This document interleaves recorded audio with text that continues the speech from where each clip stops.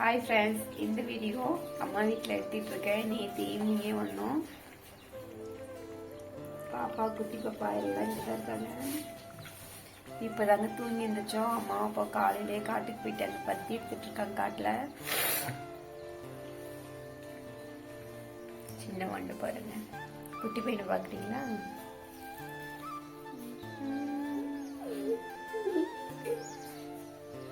என்னடா அது?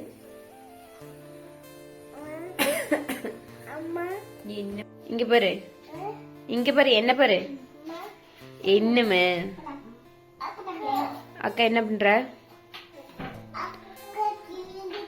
சரி, எதுக்கு இங்க உட்காந்துருக்கீங்க? எதுக்குமா இங்க உட்காந்துக்கிட்டீங்க? என்ன வேணும்? காக்கு என்ன பண்ணலாம்? காக்கும் வைக்கலாமா? எங்கம்மா காக்கு? பாக்கும் குச்சா? இந்த வீடியோ ஞாயிற்றுக்கிழமை காலையில் எடுத்துட்டு இருக்குங்க. நேற்று ஈவினிங்க அம்மா வீட்டுக்கு வந்துட்டோம். நான்வெஜ் செய்யறேன்னு சொல்லிட்டு வர சொல்லியிருந்தாங்க. அம்மா எல்லாம் செஞ்சு வச்சிருந்தாங்க. மாமா வந்து சில்லி எல்லாம் பொரிச்சு கொடுத்தாங்க. எல்லாம் சேர்ந்து சாப்பிட்டு முடிச்சதுக்கு அப்புறம் கொஞ்ச நேரம் பேசிட்டு இருந்தோம். அப்பா வந்து வெளியே பருத்தி எடுத்துட்டு இருந்தாங்க. அப்பா கூடயே நானும் சேர்ந்து கொஞ்ச நேரம் பருத்தி எடுத்துட்டு இருந்தேங்க. நம்ம வீட்டு குட்டி வாண்டு அம்மா வீட்டுக்கு போயிட்டா அவ்வளோ ஜாலியாக என்ஜாய் பண்ணுவாங்க. நம்ம வீட்டில் இருக்கிறத விட அம்மா வீட்டுக்கு போனால் இன்னும் நல்லா ஜாலியாக என்ஜாய் பண்ணுவாங்க. அங்கே வாசலில் நைட் ஆனால் நல்லா இருக்குங்க. வெளியெல்லாம் அப்பா வாசலில் தான் படுத்துக்குவாங்க. வெளியே வாசலில் கட்டில் எடுத்து போட்டு ஜாலியாக நாங்கள்லாம் பேசிகிட்டு இருந்தோம். அவங்களாம் விளாண்டுட்டு இருந்தாங்க. சாப்பாடுலாம் செஞ்சு முடிச்சிட்டாங்க. மாமா வந்து சில்லி பொரிக்கிறேன்னு சொல்லிட்டு மாமா தான் பொரிச்சு கொடுத்தாங்க எல்லாத்துக்குமே. எல்லாரும் சேர்ந்து ரவுண்டு கட்டி உட்காந்து சாப்பிட்டோங்க.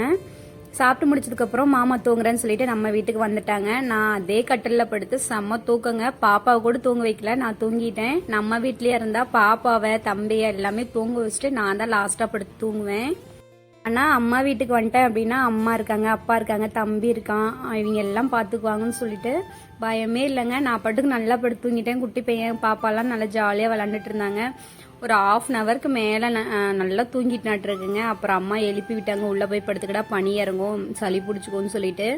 அதுக்கப்புறம் உள்ளே போய் படுத்தாச்சுங்க. எல்லாரும் சேர்ந்து நிம்மதியாக தூங்கி முழிச்சு பார்த்தா வீட்டில் யாருமே இல்லை. தம்பியும் 5 மணிக்கே வேலைக்கு போயிட்டான். அப்பா அம்மா 2 பேருமே வீட்டில் இருக்கிற வேலையெல்லாம் முடிச்சுட்டு காலையில் எழுந்திரிச்சு பீட்ரூட் பொரியல் செஞ்சு சாப்பாடுலாம் வச்சுங்க. எல்லா வேலையுமே முடிச்சுட்டு 6 மணிக்கே காட்டுக்கு போயிட்டாங்க பருத்தி எடுக்கிறதுக்காக. தூங்கி எழுந்திரிச்சு ஃப்ரெஷ் ஆகிட்டுங்க. டீ வைக்கலான்னு சொல்லிட்டு வச்சிட்டு இருக்கேன். நம்ம நேரமாகவே எழுந்திரிச்சாலாம். அம்மா எந்திரிக்கும் போதே எழுந்திரிச்சிட்டோமா. அம்மா எனக்கு காப்பி வச்சு கொடுத்துட்டாங்க. எனக்குலாம் வேணான்னு சொல்லிட்டு அவ பாட்டுக்கு காட்டுக்கு போயிட்டு இருக்கா. அம்மா வீட்டுக்கு முன்னாடி இப்படிதாங்க பச்சை பசேன்னு நல்லா சூப்பராக இருக்கும். இந்த ப்ளூ கலரில் படுதா மாதிரி போட்டு தண்ணி நிற்குது இல்லைங்களா. இந்த சைடு வந்து எங்கள் பெரியப்பா வீட்டுக்காடு, இந்த சைடு வந்து நம்ம அம்மா வீட்டுக்காடு. நடுவான் வந்து குட்டி தடமாக போகுது இல்லைங்களா, அந்த தடத்தில் தான் போகணும். கீழ் காட்டில் தான் அம்மா வந்து பருத்தி எடுத்துட்டு இருக்காங்க. அம்மா வீட்டில இருந்து பார்த்தோம் அப்படின்னா நம்ம வீடு வந்து தெரியுங்க. கொஞ்சம் சைடா தெரியும், ஆனால் நேராக தான் இருக்கும். கொஞ்சம் தூரம் தாங்க, ஒரு 5-6 மைல் தள்ளனா நம்ம வீடு. டீ எல்லாம் வச்சு நானும் குடிச்சிட்டுங்க. குட்டி பையனுக்கும் ஆற்றி கொடுத்துட்டு காட்டுக்கு போகலான்னு சொல்லிட்டு அவங்கள ரெடி பண்ணி விட்டுட்டு இருக்கேன். நம்ம குட்டி பையனுக்கு தூங்கி எழுந்து பால் இல்லைன்னா டீ கொடுக்கணுங்க. குடிச்சிட்டானா கொஞ்சம் நேரம் கம்முன்னு இருப்பான். அப்புறம் 8:30-9 மணி வாக்கில் தாங்க ஸ்கூல் போகிற மாதிரி இருந்தால் அதனால தான் சாப்பிடுவான். இப்பெல்லாம் நல்லா வாய் பேசி கத்துக்கிட்டாங்க. 3 வயசு ஆகுது, ஆனா இப்பதான் வாய் பேசுறான். ஒரு மாதிரி கொன்னி கியூட்டா பேசுது. பேசுறத பார்த்தாவே அவ்வளோ ஆசையா இருக்குங்க. அவன்கிட்ட ஏதாவது பேச்சு கொடுத்துக்கிட்டே இருப்பேன். புது புது வார்த்தையா டெய்லி ஏதாவது ஒன்று பேசிட்டே இருக்கான். கேட்கறதுக்கே ரொம்ப நல்லா இருக்குது. அம்மா வீட்டில் பருத்தி போட்டிருக்காங்கன்னு சொன்னலைங்களா, வெளியே பாருங்க எவ்வளோ பருத்தி அடுக்கி வச்சிருக்காங்கன்னு சொல்லிட்டு. இந்த பருத்தி மேலே ஏறிட்டு பாப்பா தம்பி எல்லாருமே விளாண்டுட்டு இருந்தாங்க. பஞ்செல்லாம் கீழே பறந்து விழுந்துருது. அங்கே ஏறாதீங்கடா, அப்பச்சி வந்தால் திட்டுவாங்கன்னு சொல்லிட்டு அவங்கள கொஞ்சம் மிரட்டி வச்சிருக்கேன். இந்த சாக்கில் இருக்கு இல்லைங்களா, இந்த பருத்தி தான் நம்ம வீட்டில் எடுத்த பருத்தி. நேற்று பாதி எடுத்தேன், அதுக்கும் முந்தா நாள் பாதி எடுத்த பருத்திங்க. 2 நாள் எடுத்த பருத்தி வந்து சாக்கில் கட்டி தம்பி வந்து எடுத்துட்டு வந்தான். இவ்வளோ பருத்தி அம்மா வீட்டில் இருக்குன்னா இவ்வளோ பருத்தி வீட்டுக்கு வரதுக்கு அவங்க ரொம்ப ரொம்ப கஷ்டப்பட்டுருக்காங்க. நான் அவங்க கூட ஒரு சின்ன விஷயத்தை ஷேர் பண்ணிக்கணும். இந்த விநாயகர் சிலை இருக்கு இல்லைங்களா, இந்த சிலை வந்து நாங்கள் காலேஜ் படிக்கும்போது 3rd இயர் படிக்கும் போதுங்க, காலேஜ் போகிற வழியில் ஒரு கோவில் திருவிழா போட்டிருந்தாங்க. அந்த திருவிழாவுக்கு வந்து போயிருந்தோம் நான், என்னோடய ஃப்ரெண்டு. இன்னொரு ஃப்ரெண்டு 3 பேர் போயிருந்தேங்க. போயிட்டு அங்கே ஏதாவது வாங்காத வரக்கூடாது, ஞாபகத்தமாக ஏதாவது வாங்கலாம்னு சொல்லிட்டு இந்த விநாயகர் சிலை வந்து 3 பேரும் ஒரே மாதிரி வாங்கியிருந்தோம். அந்த சிலை வந்து மறக்கவே முடியாதுங்க. அவ்வளோ ஜாலியாக இருந்துச்சு. நைட்டு தூங்கினதை பெட்ஷீட்லாம் கூட இன்னும் மடித்து வைக்கல. வீட்டுக்கு வெளியே போய் பார்க்கலாங்க அம்மாலாம் எவ்வளோ வேலை செஞ்சு வச்சுட்டு போயிருக்காங்கன்னு சொல்லிட்டு. மீதி இருக்கிற காப்பியும் எல்லாமே பாப்பாவும் தம்பி எல்லாம் ஷேர் பண்ணி குடிச்சிட்டு இருக்காங்க. அம்மா காலையில் 4 மணிக்கு எட்டுமே இருந்துச்சு. தம்பி வேலைக்கு போகிறதுக்குள்ள சாப்பாடெல்லாம் செஞ்சு முடிச்சுட்டுங்க. கட்டித்தரையெல்லாம் கூட்டி சாணியெல்லாம் தெளிச்சு விட்டு எவ்வளோ நீட்டாக பண்ணி வச்சுருக்காங்கன்னு பாருங்கள். வாசல்லாம் கழுவி விட்டுருப்பாங்களாட்டிருக்கு. வெளி வாசலும் கூட்டி சாணியெல்லாம் தெளிச்சு விட்டுருக்காங்க. கிராமத்து சைட்லாம் மோஸ்ட்லி இப்படி தாங்க இருக்கும்.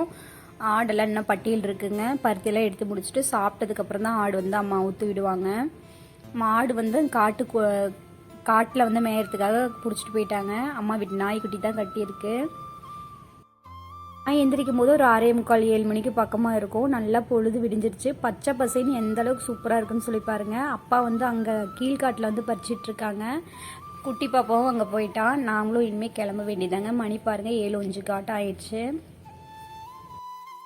அப்பா வீட்டு காட்டில் போய் கொஞ்ச நேரம் பருத்தி எடுத்துட்டுங்க.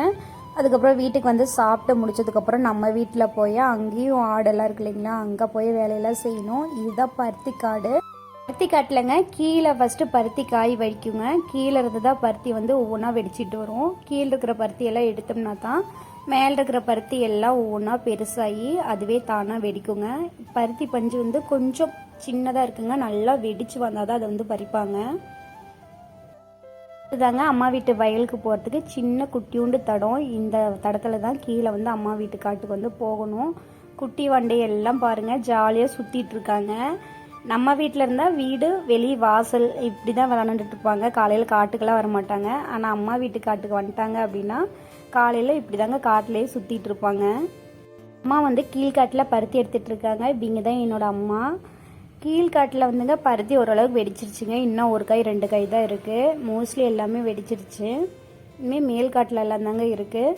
குட்டி பையன் நான் கொஞ்சம் நேரம் பருத்தி எடுக்கலான்னா விடவே மாட்டேன்னு சொல்லிட்டு பயங்கரமாக அடம் பிடிச்சிட்டே இருந்தான்.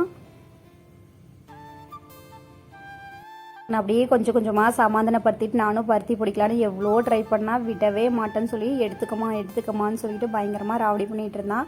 2-3 பருத்தி பறித்து கொண்டு போய் அம்மாகிட்ட கொடுத்துட்டு வாடான்னா வாங்கிட்டு கொண்டு போய் கொடுக்க மாட்டேன்னு சொல்லிட்டு அடம் பிடிச்சிக்கிட்டே இருந்தாங்க.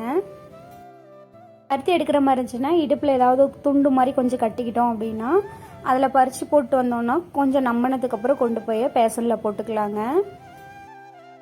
நான் வந்து எதுவுமே எடுத்துகிட்டு வந்துட்டேங்க. சுடிதார் நல்லா பெருசாக போட்டிருந்ததுனால சுடிதாரையே மடித்து மடியில் அப்படியே பறித்து வச்சுட்டு அதுக்கப்புறம் அந்த சைடு பேசன் இருக்குங்க, அங்கே கொண்டு போய் போட்டுக்கிட்டு இருந்தேன். பருத்தி எடுத்து ரொம்ப வருஷம் ஆச்சுங்க. எப்படியோ ஒரு 5-6 வருஷத்துக்கு மேலே ஆயிருக்கும். எடுக்கும்போது லைட்டாக கொஞ்சம் புதுசாக இருந்த மாதிரி இருந்துச்சு. இன்னும் குட்டி பையனை வச்சு சமாளித்து பார்த்தேங்க. என்னால் சமாளிக்கவே முடியல. அதுக்கப்புறம் பெரிய பாப்பா வந்து வீடியோ எடுத்துகிட்டு இருந்தா, டே அந்த மொபைல் கொண்டடா, குட்டி பையனுக்கு வந்து பாட்டு போட்டு தரலான்னு சொல்லிங்க மொபைல் வாங்கிட்டு வந்து அப்புறம் குட்டி பையனுக்கு வந்து பாட்டு போட்டு கொடுத்தாச்சு. அவன் கம்முன்னு உட்காந்து பாட்டு பார்த்துட்டு இருந்தான். அதுக்கப்புறம் நான் அப்பா எல்லாம் பருத்தி எடுத்துகிட்டு இருக்கோம். அப்பா பாருங்கள் அந்த தலைவில் வந்து பருத்தி எடுத்துகிட்டு இருக்காங்க. அப்பா வந்து காட்டு வேலை சூப்பராக செய்வாங்க. சீக்கிரமாக எல்லா வேலையுமே பண்ணுவாங்க. ரொம்ப கஷ்டப்படுவாங்க அப்பா வந்து. இந்த சாக்கு ஃபுல்லாக நான் வரங்காட்டி எடுத்துட்டாங்க. சைல் வெயிலில் வந்து பருத்தி அந்த அளவுக்கு இல்லைங்க. அங்கே ஒரு பருத்தி இங்கே ஒரு பருத்தியாக தான் இருக்குது. அந்த மேல் வெயில்லையும் அந்த சைடு குட்டை வெயிலையும் இருக்குங்க. இதெல்லாம் எடுத்து முடிச்சதுக்கப்புறம் இனிமேல் அங்கே போய் எடுக்கணுங்க. பருத்தி பஞ்சு பாருங்கள் எவ்வளோ அழகாக இருக்குது. நல்லா பச்சை பசேன்னு பார்க்குறதுக்கே அவ்வளோ சூப்பராக இருக்கும். பிடிச்சி இழுத்தோம் அப்படின்னா படக்குன்னு வருங்க. ரொம்ப பிடிச்சி இழுத்துட்டோம்னாலும் அந்த செடியோடையே அப்படியே பிஞ்சிட்டு வந்துடுற மாதிரி இருக்கும். அதனால இழுக்கும்போது ஒரு விரல் வந்து அப்படியே அடியில் விட்டு கோர்த்து இழுப்பாங்க. அப்போ தான் கரெக்டாக வரும். இந்த காட்டிலையும் மோஸ்ட்லி எல்லா பருத்தியும் வெடிச்சிருச்சுங்க. இன்னும் அங்கே ஒரு காய் இங்கே ஒரு காய் தான் இருக்குது. கீழ் வெயிலில் கொஞ்சம் நேரம் பருத்தி எடுத்துங்க. மேல் வெயிலில் பருத்தி எடுக்கலாம்னு சொல்லி வந்து பார்த்தா இந்த வெயிலில் வந்து செடி வந்து ரொம்ப ஹைட்டாக இருந்துச்சு. குட்டி போய் நான் எங்கே போகிறனோ அங்கேயே வந்து அவனும் ராவடி பண்ணிகிட்டு இருந்தான்னு சொல்லிட்டு அம்மா வந்து அதுக்கு மேல் வெயிலில் போய் ஏறிடா, அங்கே கொஞ்சம் கட்டையாக இருக்குன்னு சொல்லிட்டு நானும் அம்மாவும் அங்கே போயிட்டோம். அப்பா வந்து கீழ் வெயிலில் எடுத்துகிட்டு இருந்தாங்க. அம்மா வீட்டு காட்டுக்கு பக்கத்துலேயே இந்த கிணறு இருக்குங்க. இந்த கிணத்துல வழியாக தண்ணி இருந்துச்சு, இப்போ கொஞ்சமாக குறைஞ்சிருக்கு. இதில் வந்து மீன் இருக்குங்க. பாப்பா வந்து நின்றுட்டு மீன் பார்த்துட்டு இருந்தான். இந்த வெயில் தான் இப்போ பருத்தி எடுத்துட்டு இருக்கோம். இதை குட்டை வெயில்னு சொல்லுவாங்க. குட்டைக்கு பக்கத்தில் இருக்கிறதுனால குட்டை வெயில்னு சொல்லுவாங்க. குட்டைக்கு பக்கத்துலேயே கிணறுங்க. குழந்தைங்களை வச்சுட்டு காட்டு வேலை செய்கிறது ரொம்ப ரொம்ப ரொம்ப கஷ்டங்க. வந்து பருத்தி எடுக்க விடாமல் எடுத்துக்க மையே மீன் கட்ட மையின்னு சொல்லிட்டு அம்மா ராவடி பண்ணிட்டு இருந்தான். வாடா காட்டுறேன்னு சொல்லி கூட்டிகிட்டு வந்தாச்சு. மீன் பாருங்கள், கிணத்துல எவ்வளோ மீன் இருக்குன்னு சொல்லிட்டு. குட்டி குட்டி மீனாக இருக்குங்க. இப்போ ஒரு வருஷத்துக்கு பக்கமாக ஆக போகுது. ஆனால் மீன் மட்டும் பெருசான மாதிரியே இல்லை. இப்போ தான் ரொம்ப குட்டியூன்ட்டு இருக்குது. வெளியே வந்து கரெக்டாக பாப்பா நின்று பார்க்குற இடத்துலையே மீன் வந்து விளாண்டுட்டு இருந்துச்சு. அதை கொஞ்ச நேரம் பார்த்துட்டே அப்படியே அந்த வெயிலில் பருத்தி எடுத்துகிட்டு வீட்டுக்கு வந்தாச்சு. வீட்டுக்கு வந்ததும் அம்மா கடலை மாவு இருக்குது, நான் போண்டா போட்டு தரேன், கீரை மட்டும் கிள்ளி கொடுறான்னு சொல்லிட்டு இருந்தாங்க. எல்லாம் நான் கிள்ளி கொடுத்தேங்க. அம்மா வந்து சூப்பராக கீரை போண்டா வந்து போட்டு கொடுத்தாங்க. ரொம்பவே டேஸ்ட்டாக இருந்துச்சுங்க. என்ன தான் நாம்ளே செஞ்சு சாப்பிட்டாலுமே நம்ம அம்மா கையில் செஞ்சு சாப்பிட்ற மாதிரி இருக்காது. எனக்கு எங்கள் அம்மா கையில் செஞ்சு சாப்பிட்டா ரொம்பவே பிடிக்கும். பக்கமாக தாங்க இருக்குது, ஆனால் அதிகமாக அம்மா வீட்டுக்கு வந்து இப்போ வரதே இல்லை. ஏன்னா பாப்பா குட்டி பையன் எல்லாமே ஸ்கூல் போயிட்டுருக்காங்க. நம்ம வீட்லேயும் ஆர்டர் இருக்கிறதுனால அதை எல்லாமே பார்த்துட்டு அம்மா வீட்டுக்கு வந்து வரவே முடியல. 10 நாள் 5 நாளைக்கு பக்கமாக ஆயிடுது. இவ்வளோ பருத்திங்க இந்த ஒரு நாள் மட்டும் எடுத்திருக்காங்க. வந்து போண்டா சுட்டு கொடுத்தாங்க, அதை வந்து சாப்பிட்டுட்டு இருக்கேன். எண்டுக்கு வந்துச்சுங்க. பிடிச்சிருந்துச்சுன்னா மகம் லைக் பண்ணுங்கள், ஷேர் பண்ணுங்கள், கமெண்ட் பண்ணுங்கள். மறக்காமல் கிராமத்து பொண்ணு பிரியா யூடியூப் சேனலை சப்ஸ்கிரைப் பண்ணி வச்சுக்கோங்க. Okay, tata, by.